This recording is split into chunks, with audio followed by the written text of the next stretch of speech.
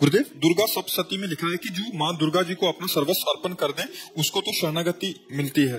माँ ने जितनी समझ, जितनी सामर्थ्य, जितनी शक्ति दी, मैंने अपना सर्वस्व अर्पण कर दिया। महाराज जी, कुछ तो कारण है कि इतना होने पर भी पूर्ण शरणागति नहीं हो रही। कृपया मेरे मन की इस दुविधा को। अभी आपने समर्पण किया, आपको याद है इसलिए आपने समर्पण नहीं किया। ये अहम स्मृति है ना, अहंकार विमूढ़ आत्मा करता हमें मन्नते, मैंने ऐसा किया, क्या समर्पण किया? कुछ नहीं। आपको याद कहाँ है? जब आपको याद ना हो इस बात का, मेरा कुछ है तो माँ का है, तो आपका क्या बनना है? फिर आप भी तो माँ के हैं, तो आप भी माँ स्वरूप ही हो जाएंगे। देवी प्रपन्नार्थ हरे प्रसीद प्रसीद मातर जगतो खिलस्य प्रसीद विश्वेश्वरी पाहि विश्वम तुमीश्वरी देवी चरा चरस से, तो तुम भी तो वही हो। मातृ शक्ति तुम में भी तो विराजमान है।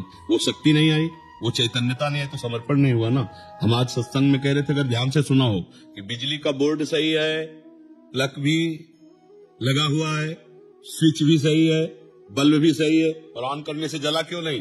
बोले कनेक्शन सही नहीं है। बस चावल भर कनेक्शन हटा, इसलिए ऑन ऑफ करते रहो, कोई फर्क नहीं पड़ेगा।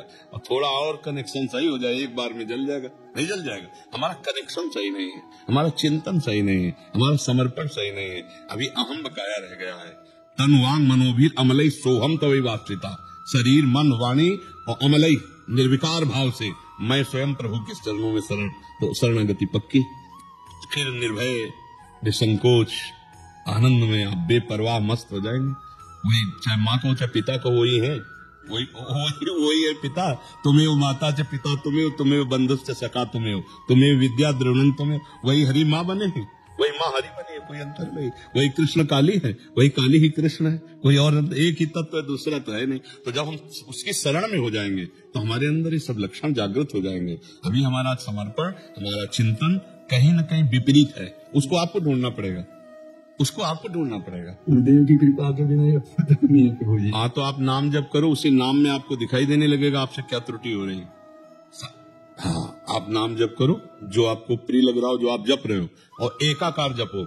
जैसे मान लो माँ, हम कह रहे मान लो माँ, तो हमारे सामने माँ लिखा है, तो माँ माँ, उसी के बीच में आ जाएगी जो गलती आपकी है, जो आपकी त्रुटि है, वो साधक के सामने आ जाती कि बार बार जलन होगा और ये होगा, ये गलती है कैसे छूटे, बस जान लेना वो गलती आ जाएगी।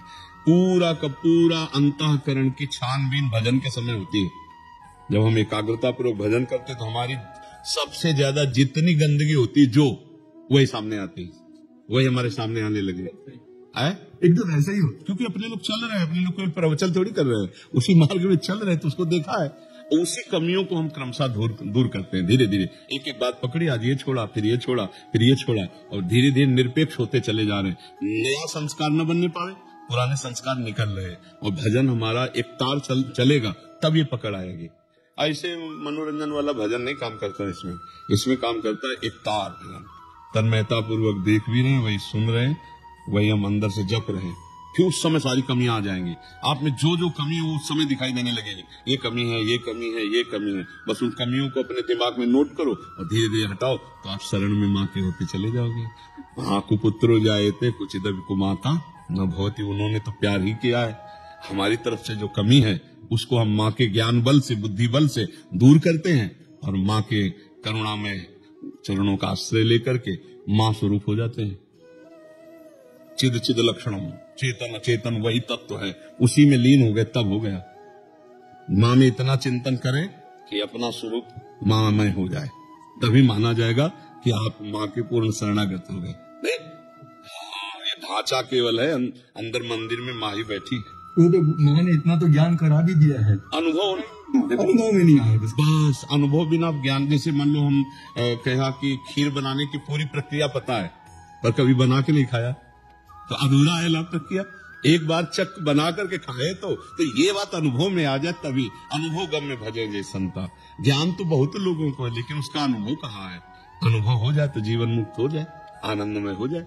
ठीक है महर्षि, जैसे हमें प्यारी जी श्री जी राधा रानी से प्रेम है और उनके भक्तजनों को उन पे पूरा दृढ़ विश्वास है और वो प्रेम भी करते हैं हमसे, तो वैसे ही जो माँ के भी बहुत सारे भक्त हैं, तो माँ भी वैसे ही प्रेम दुलार वैसे। आप सच्ची मानिएगा कि माँ को जो नहीं भजते उनको भी माँ दुलार कर रहे हैं, कि जो माँ को भज रहे हैं उनको दुलार कैसे ले करेगी?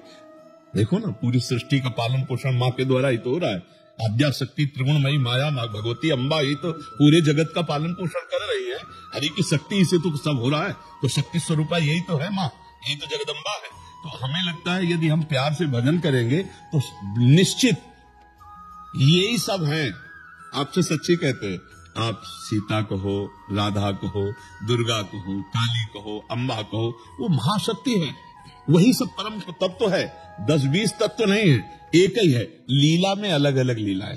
कहीं माँ का शांत रूप है, गौरी शांत रूप, कहीं विकराल चामुंडा, भद्रकाली, विकराल, कहीं विकराल कहीं शांत, उन्हीं के सब रूप है। हम अगर प्यार से माँ को भजेंगे तो भगवत प्राप्ति भी हो जाएगी, ब्रह्म बोध भी हो जाएगा, जो चाहोगे वो हो जाएगा। पर इतना मानना है कि माँ से बढ़कर कोई नहीं है, भाई ये अंदर मान करके भजन करे तो उसको सब कुछ प्राप्त हो जाए। जैसे रामकृष्ण परमहंस जी को कौन सा तत्व बोध नहीं, कौन सा ज्ञान नहीं, और भद्रकाली माता के उपासक थे, सब कुछ ज्ञान प्राप्त है उनको, सारा ज्ञान उनको प्राप्त हो गया। तो अपनी उपासना में हमें जो दृढ़ रहना, उपासक को ये मानना होगा कि जिसकी हम उपासना करते हैं उससे बढ़कर कोई नहीं है। जब ये मानेगा तभी उसकी आसक्ति उस पर होगी, वो चाहे जो उपासक है। जैसे हम राधा चरणों के उपासक हैं तो इसके आगे कुछ नहीं, आप माँ के उपासक तो माँ के आगे कुछ नहीं, राम उपासक राम के आगे कुछ नहीं, शिव उपासक शिव के आगे कुछ नहीं। तभी समझ में आएगा, क्योंकि उनके सिवा कोई है नहीं। तभी आपकी आसक्ति होगी, तभी आप तन्मय होंगे। और जहां दूसरा प्रतीत हुआ तो फिर वो भाव नहीं बन पाएगा, जो भाव मोक्ष प्रदान करने वाला है या प्रेम प्रदान करने वाला। प्रेम गलिए तिसा करिए तामे दो ना समान, एक ही होकर जाना होगा, एक भाव से। माँ की स्तुति करो, बस एक कोई पकड़ दो, बस उनके सिवा कोई है ही नहीं।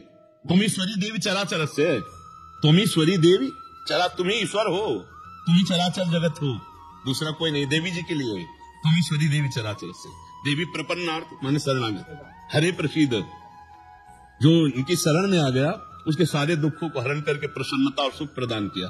देवी प्रपन्नार्थ हरे प्रसीद मातर जगतो खिलत से, हे जगत की अखिल माता आप हम पर प्रसन्न हो, हाँ सब पर दया करो, सत्य भाव से चलो, उनका नाम जप करो, दूसरों को सुख पहुंचाओ, माँ प्रसन्न हो जाएगी। मुझे माँ ने ये ज्ञान कराया, एक को ब्रह्म द्वितीय नाम से, सब में मैं ही हूँ।